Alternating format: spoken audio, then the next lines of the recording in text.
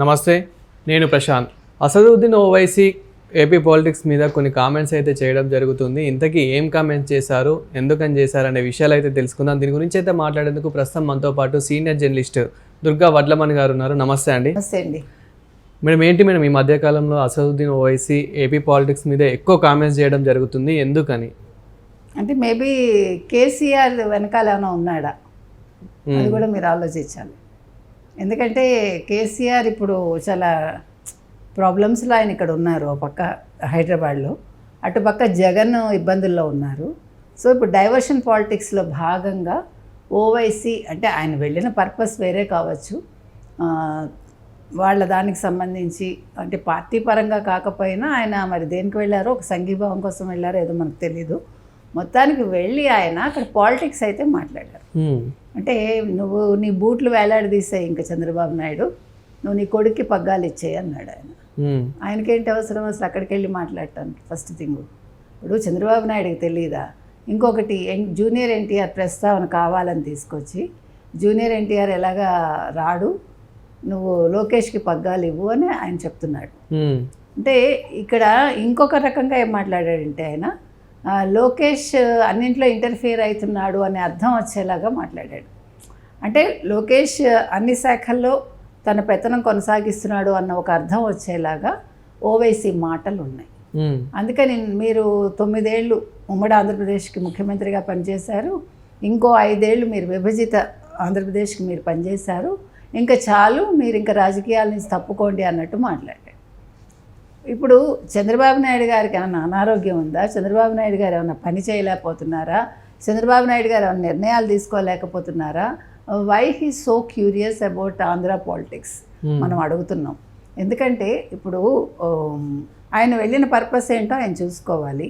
ఆ మాట్లాడటం కూడా మీరు చూసారంటే రెచ్చగొట్టే విధంగా మాట్లాడుతున్నారు, చాలా అగ్రెసివ్గా మాట్లాడారు. ఆయన అంత అవసరం లేదు కదా.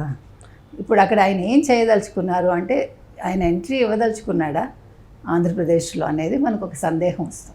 లేదంటే మరి ఆ తెలుగుదేశం పార్టీ మళ్ళీ తెలంగాణలో రాబోతుంది కాబట్టి అట్లా భయపడి అక్కడ ఆంధ్రప్రదేశ్లో ఇలా మాట్లాడడం ఏమైనా జరుగుతుందా? ఖచ్చితంగా తెలంగాణలో తెలుగుదేశం వస్తుందండి, బలోపేతం అవుతుంది, అందులో సందేహం లేదు.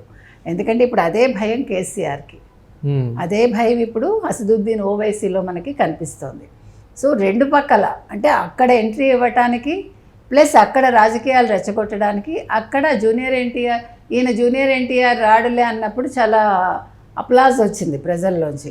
ఓ ఇంత పాపులర్ అవుతాను నాకు తెలియదే అన్నాడు అతను, మీరు వింటే కనుక అయితే ఆ వీడియో. సో ఇక్కడ ఒక ఉద్దేశపూర్వకంగా ఆయన ఈ వ్యాఖ్యలు చేసినట్టు మనకు అర్థమవుతుంది. ఇప్పుడు చంద్రబాబు నాయుడు గారు రిటైర్మెంట్ తీసుకోవాలా లేదా డిసైడ్ చేయాల్సింది అసదుద్దీన్ ఓవైసీ కాదు, ఆంధ్రప్రదేశ్ ప్రజలు చేయాలి యాక్చువల్గా. బికాజ్ వాళ్ళకి ఇష్టమైంది, వాళ్ళు పట్టం కట్టారు, ఆయన పని చేస్తున్నారు. అమరావతి ఒక పక్క రెడీ అవుతుంది, ఇంకో పక్క పోలవరం రెడీ అవుతుంది. మధ్యలో అసదుద్దీన్ ఓవైసీ లాంటి వాళ్ళు వచ్చి సలహా ఇవ్వాల్సిన స్థితిలో చంద్రబాబు నాయుడు గారు లేరు ఖచ్చితంగా.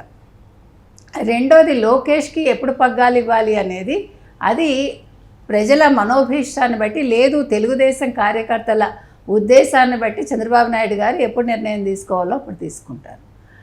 ఇంకొకటి ఏంటంటే పవన్ కళ్యాణ్ ప్రస్తావన కూడా చేశాడు ఆయన. నాకంట పవన్ కళ్యాణ్ పెద్ద హీరో కాదు అని. ఇక్కడ పెద్ద హీరోనా కాదా, ఇక్కడ ఏమైనా మీతోటి ఎవరైనా వంతుకొచ్చారా, లేకపోతే మీతో ఎవరైనా పోల్చుకున్నారా అంటే మీరు రాజకీయంగా అక్కడ రెచ్చగొట్టాలి ఆంధ్రప్రదేశ్ ప్రజలని, వాళ్ళ మధ్య అంటే ఈ పార్టీల మధ్య విభేదాలు తీసుకురావాలి అనే ఒక ఉద్దేశం మీకు కనిపిస్తుంది. ఎందుకంటే జగన్ ఫ్రమ్ ద బిగినింగ్ ఆయన ట్రై చేస్తున్నది అదే, జనసేనలో టీడీపీలో చీలిక తీసుకురావాలని. ఇటీవల కాలంలో పవన్ కళ్యాణ్ స్తబ్దుగా ఉన్నారు, పవన్ కళ్యాణ్ ఏది పట్టించుకోవట్లేదు, ఇవన్నీ కూడా అంటే ఆఫ్ లైట్ మనకి ఈ మాటలు కూడా బాగా వినిపిస్తున్నాయి. అంటే ఏదో ఒకటి చేసి వీళ్ళ మధ్య ఒక రిఫ్ట్ తీసుకురావాలి. ఎందుకంటే మీకు ఎన్నిసార్లు చెప్పినా పవన్ కళ్యాణ్ గారు మరో 10 ఏళ్ళు చంద్రబాబు నాయుడు గారే ముఖ్యమంత్రిగా ఉంటారు, రాష్ట్రానికి ఆయన అవసరం చాలా ఉంది అని చెప్తున్నారు. యాక్చువల్గా ఆంధ్రప్రదేశ్ ప్రజలు కోల్పోయింది కూడా అదే కదా, ఒక 5 ఏళ్ళు జగన్మోహన్ రెడ్డి గారికి ఇచ్చి పరిపాలనా బాధ్యతలు ముఖ్యమంత్రిని చేసి ఈరోజు రాష్ట్రం ఈ రకంగా ఉంది అంటే దానికి కారణం జగన్మోహన్ రెడ్డి ఖచ్చితంగా. సో ఆ తప్పిదం వల్ల 5 ఏళ్ళు వెనకబడాల్సిన ఒక రాష్ట్రం ఒక 20 ఏళ్ళు వెనకబడింది. ఇప్పుడు మళ్ళీ దాన్ని అంతా మళ్ళీ కూడగట్టి మళ్ళీ సరిచేయటానికి టైం పడుతుంది. మధ్యలో ఎవరికి వాళ్ళు రాజకీయాలు ఏ రకంగా చేయాలి అసలు సంబంధం లేకుండా, ఇప్పుడు నీ ఇంటిని నువ్వు చక్కదిద్దుకోకుండా పక్క వాళ్ళ ఇంటి గురించి నీకెందుకు చెప్పు. ఇప్పుడు అసదుద్దీన్ ఓవైసీ చేస్తుంది అదే కదా. మీరు వెళ్ళండి, ఇప్పుడు ఎవరైనా ఎక్కడికైనా వెళ్ళొచ్చు, ఎక్కడైనా రాజకీయాలు చేసుకోవచ్చు, ఎక్కడైనా ఎన్నికల్లో నిలబడచ్చు. ఎక్కడ ఈ ప్రాంతంలోనే చెయ్యాలి, ఈ ప్రాంతంలో చేయకూడదు అని మనకి రాజ్యాంగబద్ధంగా ఎక్కడ లేదు, ఉండదు కూడా. ఎందుకంటే మనందరం భారతీయులం కాబట్టి భారతీయులు ఎవరైనా ఎక్కడైనా నిలవచ్చు. దాని గురించి ఎవరూ మాట్లాడం. ఆయన పార్టీ ఆయన అక్కడ రేపొద్దున ఎన్నికల్లో నిలబడతారా, ఓకే, ప్రజలకు ఇష్టమైతే ఆయన్ని ఎన్నుకుంటారు. దట్ ఈస్ నాట్ ఏ మనకు అదేం పెద్ద ఇష్యూ కాదు.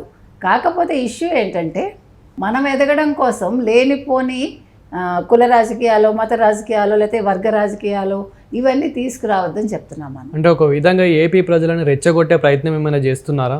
ప్రజలని కాదు, ఇక్కడ పార్టీల మధ్య ఒక చిచ్చు పెట్టడానికి ఆయన ప్రయత్నిస్తున్నారు అని మనకు అర్థమవుతుంది. మరో పక్క జూనియర్ ఎన్టీఆర్ని రెచ్చగొట్టడానికి ప్రయత్నిస్తున్నారు అనేది మనకి అక్కడ అంటే చెప్పకనే చెప్తున్నాడు ఆయన. అంటే ఏమీ తెలియనట్టు జూనియర్ ఎన్టీఆర్కి ఇంత ఇది ఉందా నాకు తెలియదు అండంలోనే మీరు అది ఇన్నర్ మీనింగ్ మీకు అర్థమవుతుంది. ఇప్పుడు ఒక మనిషి మాటల్లో వాళ్ళు నిజంగా ఇది ఎలా చెప్తున్నారు, ఏ రకంగా చెప్తున్నారు మనకు అర్థమైపోతుంది. ఎస్పెషల్లీ రాజకీయ నాయకులు మాట్లాడేటప్పుడు మీరు పైన చెప్పిన మాటలే కాకుండా వాళ్ళ అంతర్వాణి కూడా మనం ఆలోచించాలి. సో ఆ రకంగా చూసుకున్నప్పుడు ఖచ్చితంగా ఆయన ఒక ఉద్దేశంతో అక్కడికి వెళ్ళారు, ఉద్దేశంతో ఆయన వ్యాఖ్యలు చేశారు. ఆయన ఉద్దేశం ఏది ఏమైనా కూడా ఎవరి మధ్య ఏమీ పొరపచ్చాలు వచ్చేవి. ఇప్పుడు పార్టీలు ఏమీ చీలిపోవు, ఎవరి పని వాళ్ళు చేసుకుంటున్నారు. లోకేష్ పని లోకేష్ చేస్తున్నారు. చంద్రబాబు నాయుడు గారికి తెలుసు, ఆయన అదే చెప్పారు, ఊహాజనితమైన వార్తలకి నేను ఎప్పుడూ కూడా సమాధానం ఇవ్వను, అలాంటి ప్రశ్నలు కూడా సమాధానం ఇవ్వనని ఇటీవల చంద్రబాబు నాయుడు గారు 2-3 సందర్భాల్లో చెప్పారు. ఒకటి సిఎన్ఎన్కి ఇచ్చిన ఇంటర్వ్యూలో ఒకటి చెప్పారు, ఇంగ్లీష్ ఛానల్కి ఇచ్చిన దాంట్లో. తర్వాత 2 తెలుగు ఛానల్స్లో కూడా ఇదే మాట చెప్పారు ఆయన. అంటే మొన్న 1 ఇయర్ పాలన ముగిశాక ఆయన ఇంటర్వ్యూస్ ఇచ్చినప్పుడు ఆ మాట ఖచ్చితంగా ఆయన చెప్పడం జరిగింది. కాబట్టి ఇవాళ ఓవైసీ మాట్లాడిన మాటల్ని మనం అంటే మనం వక్రీకరించద్దు, అలాగని మనం దాన్ని సీరియస్గా తీసుకోవాల్సిన పని లేదు. ఎవరి పని వాళ్ళు చేసుకుంటారు. ఓవైసీ పని ఓవైసీ చేసుకుంటే బాగుంటుంది.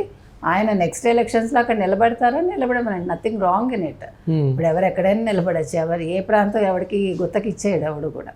కాబట్టి కానీ అనవసరంగా వ్యాఖ్యలు చేసి రాజకీయ పరంగా అంటే ఎటువంటి దుమారాలు రేకెత్తించద్దు, ప్రజల మనోభావాలతో ఆడుకోవద్దని మనం ఈ సందర్భంగా చెప్తాం. Thank you madam.